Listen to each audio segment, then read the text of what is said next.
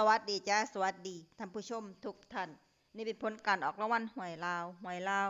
พัฒนาประจำวันที่12สิงหาคม2569รางวัลเลข2ตัวล่างเลขที่ออก9797รางวัลเลข2ตัวบนเลขที่ออก1818รางวัลเลข3ตัวบนเลขที่ออก718718รางวัลเลข6ตัวเลขที่ออก72971872971นี่ก็เป็นผลออกรางวัลหวยลาวพัฒนาประจำวันที่12สิงหาคม2569ขอให้โชคดีมีชัยถูกหวยลาวพัฒนาได้รับเงินกับทุกคนเด้อจ้าฝากไว้ได้จากSubscribeกดติดตามและเป็นกำลังใจ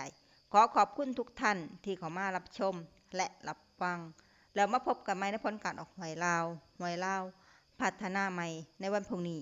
สำหรับมื้อนี้ขอบคุณและสวัสดีจ้า